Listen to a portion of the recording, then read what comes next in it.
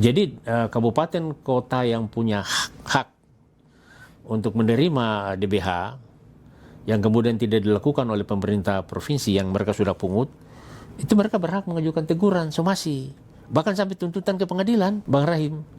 Jadi somasi lah, bila perlu surati presiden.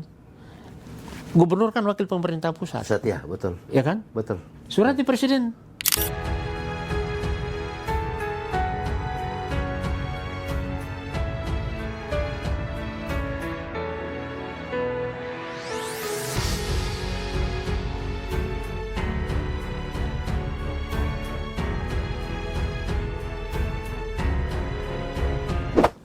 Assalamualaikum warahmatullahi wabarakatuh. Selamat siang dan salam sejahtera buat kita semua. Hari ini kembali lagi kita di podcast Rahim Odiani Channel. Kita akan membedah sebuah isu yang sedang hangat, bahkan menjadi pusat perhatian publik di Maluku Utara.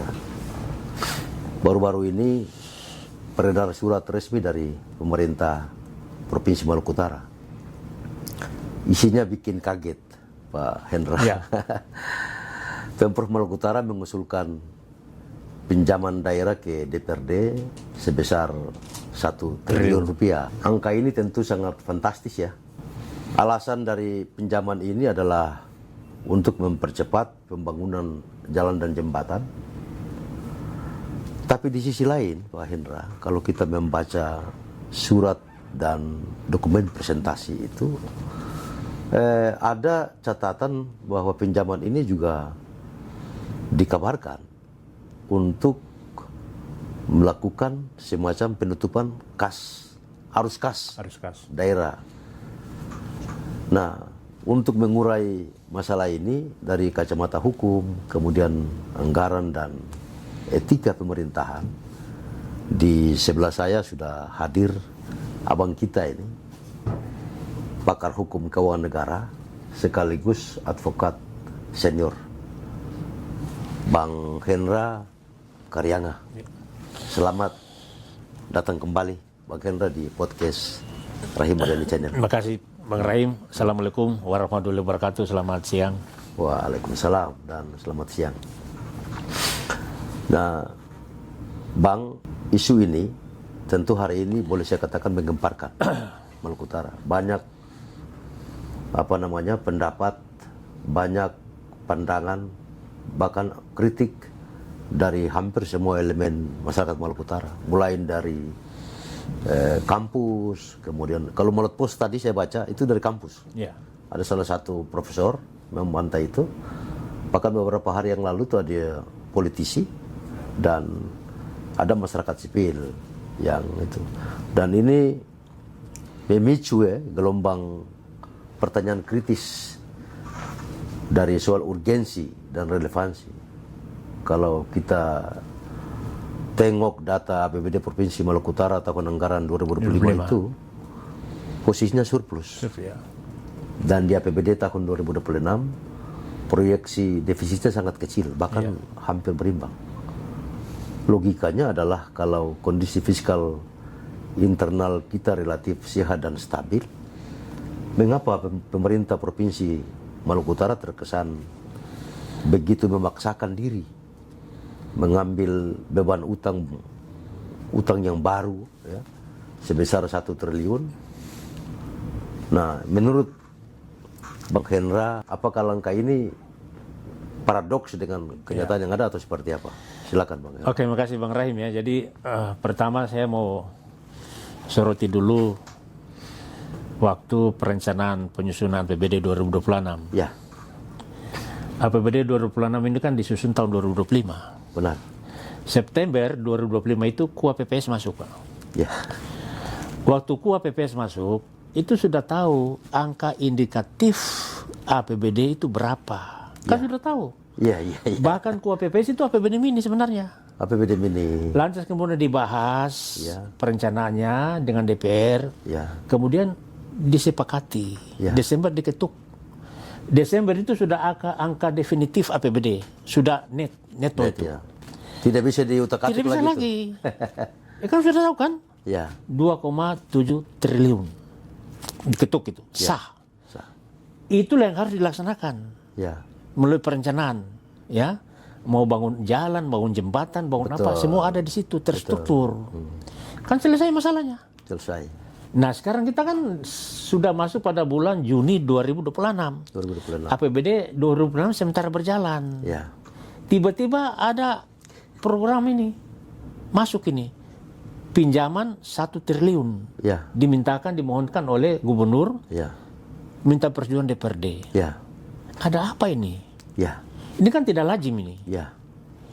Apalagi APBD 2025-2026 itu surplus. Iya. Kalau surplus, hukumnya bilang begini. Kalau APBD surplus, maka itu dapat digunakan dua. Menutupi defisit atau menggunakan program tahun depan. Iya. Kalau defisit, maka pemerintah harus mencari posting anggaran untuk menutupi defisit. Tapi bukan dengan pinjaman. Iya. Salah itu. Oleh sebab itu saya lihat bahwa usulan pemerintah provinsi Gubernur Serlaus ini sangat menyusahkan dan mempersulit nanti ketika pemerintah dan DPRD menyusun APBD tahun 2027. Iya. Sulit saja. Sebab apa? Pinjaman itu nanti kan harus dikembalikan. Proyeksi pengembalian itu bagaimana? Apa jaminannya? Apalagi kalau kita lihat peraturan pemerintah, saya kutip coba supaya tidak salah, karena ini ditonton. Ya. Peraturan pemerintah nomor 30 tahun 2011 mengatur tentang pinjaman daerah. Ya. Di situ dijelaskan bahwa apa itu pinjaman daerah? Pinjaman daerah adalah semua transaksi yang mengakibatkan daerah menerima sejumlah uang atau menerima manfaat yang bernilai uang dari pihak lain sehingga daerah tersebut dibebani kewajiban untuk membayar kembali. Berarti ini bukan pinjaman hibah. Supaya Anda diberikan, Anda kelola, Anda tidak tanggung jawab mengembalikan. Betul. Ini utang. Hutang. Oleh sebab itu, kalau ini pinjaman, maka harus dilihat dulu apakah pada saat ini pemerintah provinsi itu urgent untuk meminjam.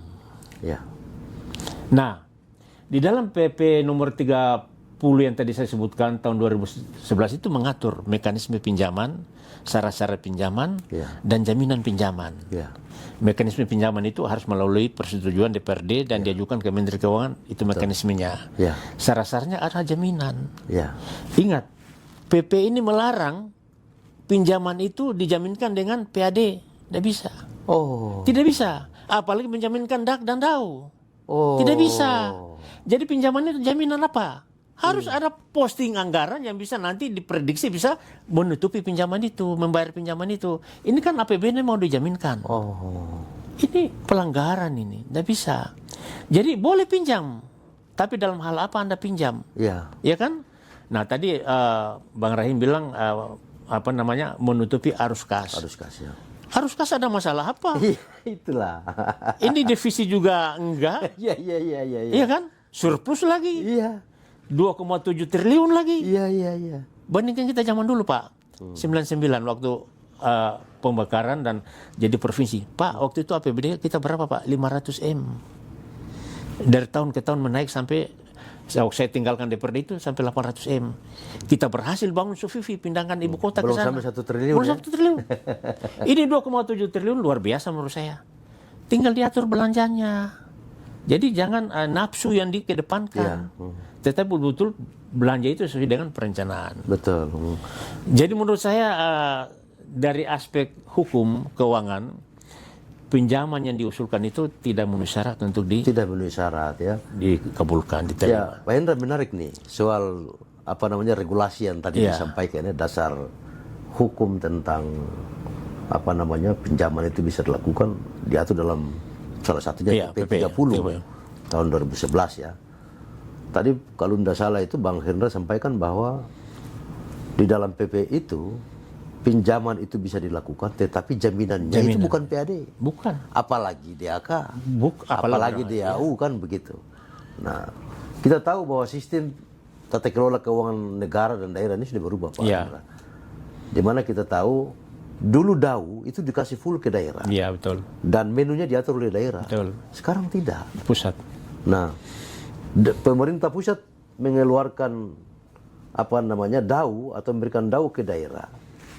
Tapi kemudian ada sebagian dari total DAU itu sudah ditentukan menunya. Betul. Belanja ini yang Betul. agak sulit ya di situ. Betul. Nah, sehingga hati-hati nih Betul. ya, untuk pinjaman itu tuh. Baik, Bang Hendra, dari sisi kalkulasi anggaran ya, itu yang tadi Pak Hendra sudah jelaskan. Sekarang kita masuk ke kejanggalan Iya. yang mencederai etika ketatanegaraan Iya. dan administrasi pemerintahan. Iya. Bang Hendra, surat permohonan persetujuan pinjaman 1 triliun itu yang dikirim ke DPRD Provinsi Maluku Utara ternyata hanya ditandatangani oleh sekretaris daerah. Ditandatangani oleh sekretaris daerah atas nama pemerintah Provinsi Maluku Utara, bukan oleh gubernur langsung. Yes. Bagi saya ini wilayah kebijakan strategis yang harusnya kepala daerah ini harus hati-hati karena ini berdampak sekali ya. Berdampak jangka panjang, bukan urusan administrasi umum yang bisa didelegasikan ke Sekda. Setuju. Nah, bagi saya menyepelekan marwah DPRD ini sebagai mitra sejajar menunjukkan kesan bahwa kepala daerah atau gubernur ini tidak mau bertanggung jawab secara langsung. Secara politik atau risiko fiskal ini sangat berbahaya. Bagaimana analisis hukum Abang Hendra Jadi mengenai ini? Bang Rahim, kan keuangan negara kan diatur oleh undang-undang. Ya. Undang-Undang 17 tahun 2003. Ya. Itu bilang begini, kepala daerah adalah penanggung jawab pengelolaan keuangan daerah. Kepala daerah dia penanggung jawab. Penanggung jawab secara politik maupun penanggung jawab secara hukum. Pengguna anggaran. Iya, pengguna anggaran. Jadi kalau yang bermohon itu hanya sekelas Sekda, ini pelecehan, Pak. Iya. Dari prinsip tata kelola pemerintahan ini tidak good. Iya, tidak Ini good, ya. amat rusak. Iya. Masa sekretaris daerah yang menandatangani permohonan ke DPRD? Iya. Dari tata pemerintahan administrasi ini sudah salah. Iya. Seharusnya kan gubernur, dia yang bermohon kepada DPRD. Ini saya loh, kepala daerah. Iya. Saya penanggung jawab penuh. Ya. Saya pengelola. Jadi saya yang bermohon kepada Anda. Ya. Sekretaris ini kan administrasi. Dia hanya koordinator kok dalam undang-undang. Jadi saya ini daerah kita ini dibikin kayak apa, Pak? Jadi kemudian ini tidak ada penghargaan kepada DPRD, Pak. Betul. Jadi kalau DPRD ini sampai mengabulkan ini, waduh, ini menurut saya udah di luar logika. Di luar logika dan akal sehat. Jadi pantas kalau DPRD menolak. Dari sisi prosedur saya udah salah. Prosedur ya. Tata pemerintahnya udah salah. Itu bicara etika ya. Etika lagi, apalagi etika. Tidak ada penghargaan. Ya. DPRD itu representasi dari kekuasaan kedaulatan rakyat dalam sistem pemerintahan demokrasi. Karena urusan ini urusan strategis. Strategis. Iya. Apabila bicara soal uang dalam negara demokrasi, DPRD itu suara rakyat, Iya. telinganya rakyat, Iya. Mitra. Kenapa mereka dinilai seperti itu? Sekda tidak punya kewenangan Betul. melakukan permohonan ke DPRD. Yang berwenang adalah gubernur Iya. sebagai kepala daerah dan kepala pemerintahan. Oleh pemerintah. Jadi memang Bang Hendra ya, saya yang pemahaman hukumnya belum terlalu hebat ya, tapi ketika membaca surat yang beredar, ini saya luar biasa, sayangkan sekali. Maksudnya dua lembaga pemerintahan daerah ya, yang dalam konstitusi itu dia sejajar, karena pemerintahan daerah itu adalah gubernur dan DPRD. Mitra, kemitraan. Nah, kemitraan itu, apalagi ini yang berkaitan dengan pinjaman yang akan menjadi beban daerah. Ya. Untuk tidak sedikit ini uang 1 triliun ini. Karena itu saya kira ya pantas kalau tadi pendapat dari Bang Hendra tadi ya, andaikan Bang Hendra ini DPRD dan saya mungkin kita akan tolak. Pasti. Pasti. Full. Iya. Nah, baik Bang Hendra, kita masih lanjut lagi sedikit. Kalau tadi di awal, saya kemudian Bang Hendra juga menjelaskan tentang pinjaman itu bisa dilakukan kalau postur APBD kita itu dia berimbang. Ini bahkan surplus nih, APBD Provinsi Maluku Utara. Nah, pinjaman ini kalau sesuai dengan surat itu dalam rangka untuk membiayai program jalan dan jembatan, karena itu menurut mereka bahwa nomenklatur ini adalah nomenklatur yang produktif, bukan konsumtif. Nah, kenapa ini kemudian tidak dilakukan dengan cara yang lain? Misalnya soal skema tahun jamak misalnya. Multi-years. Nah, secara teknisnya kan kalau multi-year ini kan bisa mengikat kedua belah pihak antara pemerintah daerah dengan yang mengerjakan proyek itu. Bagaimana menurut pandangan? Ya, jadi kan sistem penganggaran dengan tahun jamak itu kan kita udah lakukannya dari dulu ya. Waktu saya masih DPR juga berapa kali kita lakukan dalam rangka membangun Sofivi. Ya, betul. Itu Sofivi itu dibangun dengan APBD dan pihak ketiga, Pak. Dan multi-year. Multi-years. Ya. Jadi kalau multi-years budgeting system itu pemerintah bekerja sama dengan pihak ketiga, kontrak dengan pihak ketiga. Intinya begini, pemerintah tahun ini belum punya uang. Ya. Kalian bangun, nanti kami bayar. Jadi bangun 1 tahun selesai, bisa dibayar dengan bertahap, bisa 3 APBD atau 4 APBD. Yang penting jangan melewati masa jabatan gubernur. Betul. Itu prinsipnya. Nah, skema itu sebenarnya yang baku, yang ada. Tapi kalau ini kan saya lihat seri ini kan potong kompas. Dia potong kompas, dia mengabaikan semua mekanisme perencanaan yang ada, dan ada sesuatu yang dicapai menurut saya, kacamata saya. Ini kan 1 triliun bangun infrastruktur ini. Bangun infrastruktur, terus yang kerjanya siapa? Bagaimana mekanisme tendernya? Iya kan? Tahu-tahu nanti yang kerja ini adalah tim-tim sukses, koroni-koroni semua. Yang kemudian mereka itu orang luar, rekeningnya di luar, bank di luar Maluku Utara. Pencairan nanti keuntungan mereka masuk ke rekening mereka dan mereka cairkan di daerah lain. Maluku Utara dapat Berarti apa? terjadi capital flight lagi nih. Itu dia. Karena uang akan lari keluar nih. Jadi itu dari sisi, Pak. Yang kedua, Pak, ini kan kita nih bicara hukum. Perencanaan itu kan ada dalam Undang-Undang 25 tahun 2004 tentang sistem perencanaan pembangunan nasional. Ada dikenal dengan kalau daerah RPJMD-nya. Jadi selama 5 tahun gubernur punya visi misi dituangkan dalam itu. Kemudian ada RKPD-nya setiap tahun. Barang ini tidak ada dalam RPJMD. Ini kan slip ini. Tidak ada dalam RPJMD ini. Tidak ada dalam RKPD. Kalau ada dalam RKPD berarti sudah ada dalam waktu KUAPPS sudah ada dimasukkan, tapi tidak ada semua. Jadi kan kalau kayak apa kilat ini, petir di Siambolo. Dadakan begitu ya. Tidak bisa dadakan, Pak. Ini mengurus keuangan negara ini ada undang-undangnya, ada etikanya. Itu harus ditaati, kalau tidak ini bermasalah kemudian hari.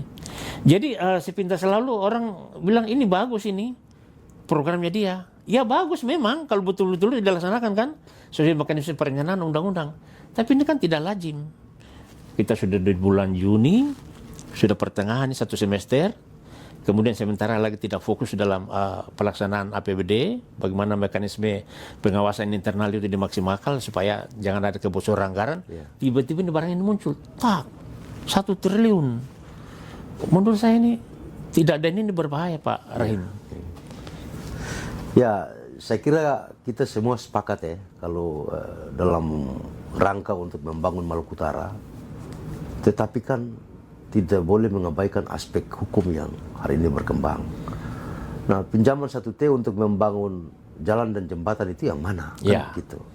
Nah kan saat ini kalau kita lihat secara existing ya, jalan dan jembatan yang ada di Maluku Utara, mana yang menjadi kewenangan pemerintah pusat melalui balai, mana yang menjadi kewenangan pemerintah provinsi, dan mana yang menjadi kewenangan pemerintah kabupaten dan kota. Nah saya kira jalan yang hari ini menjadi tanggung jawab pemerintah provinsi, ini kan sudah ada. Nah karena itu ya saya lihat ada indikasi kuat ini, dugaannya bahwa ini sebetulnya mau membangun jalan baru. Yang proyek baru ya, proyek baru yang mereka sebut dengan jalan Transkerah dan sesungguhnya seolah-olah jalan ini adalah paling solusi alternatif yang harus ditempuh, padahal kan juga tidak.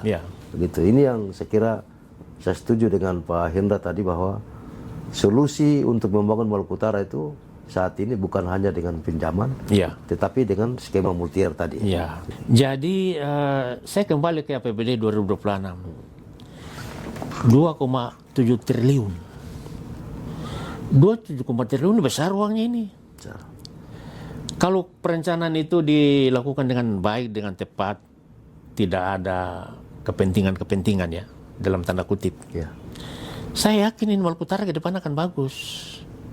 Berapa sih biaya untuk pegawai dan sebagainya? Ya, belanja pegawainya. Belanja pegawai berapa sih? Tuh. Kemudian sisa mungkin ada 1 triliun lebih. Ini dibangun, direncanakan dengan baik lah. Jangan kemudian tiba-tiba pinjaman masuk. Pinjaman itu kan membebani daerah, membebani masyarakat. Sekarang kita lihat misalnya utang pihak ketiga DBH yang dipungut di kabupaten kota. Itu punya kabupaten kota, diambil oleh provinsi. Ya. Kan ada sekitar 500 miliar tidak dibayar. Bermasalah juga itu. Ya. Kemudian utang pihak ketiga para kontraktor, yang kontrak sudah selesai, pekerjaan sudah selesai, kemudian tidak dibayar oleh pemerintah daerah. Bermasalah juga itu. Nah ini dua hal ini kan menurut saya coba fokus diselesaikan juga ini. Jangan tiba-tiba kemudian tiba akal bikin proyek baru, proyek baru. Ya menurut saya kalau masyarakat umum bilang, oh ini gubernurnya bagus, ini good. Tapi kan masyarakat yang tidak tahu tentang perencanaan, tidak tahu tentang keuangan, mereka oke. Tapi kita ini Pak, yang istilahnya dari awal kita berjuang sama-sama membangun daerah ini, kan kita tahu dari mana dimulai dan mana berakhir. Apalagi dengan program yang ada ini, 1 triliun untuk bangun infrastruktur yang tadi Bang Rahim bilang. Ini kan membangun jalan baru itu kan menurut saya bukan prioritas. Sekali lagi Pak, pinjaman itu dilakukan dengan ada jaminan. Jaminannya apa? Undang-undang bilang tidak boleh jaminan PAD. Tidak boleh jaminan harta bergerak, harta tidak bergerak, tidak boleh jaminan. Harus cari stimulan yang bisa dijadikan pinjaman. Jadi jangan ganggu nih APBD, apalagi DAU. Yang kemudian pemerintah kasih, tapi dibilang bikin ini, bikin kan sudah. Ya, sudah ada menunya. Sudah menunya. Sudah ada menunya. Apa itu mau digadekan? Tidak bisa. Tidak bisa Pak. PAD sekali lagi tidak boleh digadekan, dilarang itu.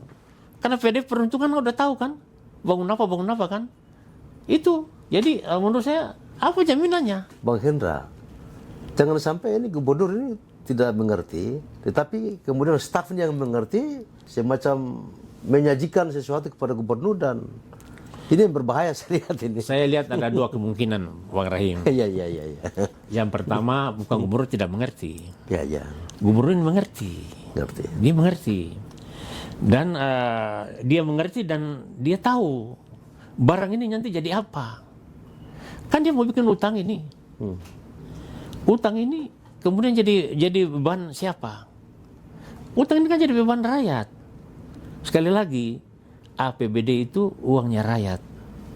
Jadi jangan bebankan lagi sudah. Kalau Anda bagus di medsos, udahlah bagus sudah. Jangan kemudian rakyat dibebankan. Kira-kira begitu Bang Rahim. Oke Bang Hendra, kita masih lanjut sedikit lagi. Tadi ada poin krusial ya, tadi Bang Hendra sampaikan tadi bahwa pinjaman 1 triliun ini untuk membiayai atau membuat program-program baru ini, jangan-jangan ada dugaan bahwa ini dalam rangka untuk memperkaya lingkaran oligarki keluarga tertentu ini, begitu. Jangan sampai ini pola pembangunan yang syarat aroma KKN-nya, kemudian orientasi proyek ini bukan lagi pada kualitas dan asas manfaat bagi rakyat, melainkan bagaimana menyerap anggaran besar untuk memperkaya kelompoknya kroninya itu. Nah, Bang Hendra, kalau pinjaman 1T itu kemudian dilakukan dan terwujud, maka pemerintah Provinsi Maluku Utara itu punya hutang 1T. Nah, tetapi di balik itu Bang Hendra, pemerintah Provinsi Maluku Utara ini masih punya utang juga kepada daerah-daerah, kabupaten kota. DBH yang menjadi hak daerah itu. Nah, yang sampai saat ini itu dibayar tapi cicilan. Menetes nih dia bayar ke pemerintah daerah Halmahera Barat sekian, tetapi ditentukan ini saya cair, Ya. kalian harus bayar ini. Ya. Halmahera Utara juga demikian, kabupaten kota yang lain pun demikian. Ya. Ini dia cicil ini. Ya. Bahkan saya dengar Halmahera Tengah itu tidak dibayar sampai Ya. saat ini. Itu dia. Nah ini bagaimana ini menurut Bang Ya. Hendra? Ya. Bang Rahim, saya bicara DBH dulu ya. Ya. DBH yang ada kan DBH untuk pajak daerah. Ya. Jadi pajak daerah kendaraan bermotor itu kan cukup besar ya. Ya. Itu memang hukumnya dipungut oleh provinsi, tapi kemudian dibagi ke daerah penghasil sesuai dengan persentase. Ya. Setelah dipungut, ini kan tidak dibagi. Ya. Pertanyaan, uang itu disimpan di mana? Ya. Kan sudah dipungut ini. Anda sudah pungut ini. Kabupaten kota sudah store cash bayarnya. Bahkan ada satu kasus yang saya tangani yang kasus Christian Wisan, itu store ke kas daerah. Dipinjam untuk menutupi kekurangan DBH-nya. Nah, dengan demikian, kalau itu sudah dipungut, wajib untuk dikembalikan kepada daerah. Itu perintah undang-undang begitu. Sekarang kan tidak dikembalikan. Yang tadi Pak Bang Rahim bilang, dicicil. Cicil menurut sesukanya dia. Ya. Ini hal bersekian, ini sekian. Ya. Ini tidak bisa, Bang Rahim. Ini rusak ini tata kelola. Jadi seharusnya daerah penghasil yang merasa punya dana yang sudah dipungut oleh provinsi, kemudian tidak dibayar, nuntut. Nuntut, somasi dia. Ya. Nuntut, nggak boleh diam. Betul. Jadi kalau didiamkan, ini tahun depan kapan lagi? Berapa tahun mau dicicil ini? Kan sampai sekarang ada daerah yang sama saja ada 20 miliar, ada 30, ada 50. Kan kasihan mereka. Ya. Waktu mereka menyusun APBD, mereka itu salah satu pendapatan Iya, iya. tidak tercapai, Iya. ambruk APBD mereka. Iya. Kasihan ini Bang Rahim. Iya, Saya iya, perhatiin iya, sekali. iya. Artinya daerah ini dikelola kayak apa? Iya. Seorang Sri Laos bertindak kadang-kadang malaikat tapi juga dia arogan itu menurut saya. Bang Hendra, jadi ternyata DBH itu dalam perhitungan data yang saya dapat untuk Maluku Utara itu kurang lebih 700 miliar Luar biasa. yang untuk yang menjadi hak pemerintah kabupaten dan kota di Maluku Utara. Artinya apa? Kalau pinjaman 1T ini dia terwujud, maka kurang lebih 1,7 triliun. 7 triliun jadi utang. 1,7 utang. Nah pertanyaannya adalah dengan masa jabatan yang sisa kurang lebih 3 tahun ke depan, dengan posisi fiskal pemerintah provinsi seperti ini, saya kira ini tidak akan mampu untuk buat pengembalian sampai tahun 2029. Jelas. Jadi Bang Rahim, kalau sampai diloloskan 1 triliun ini ke depan pemerintah akan bangkrut.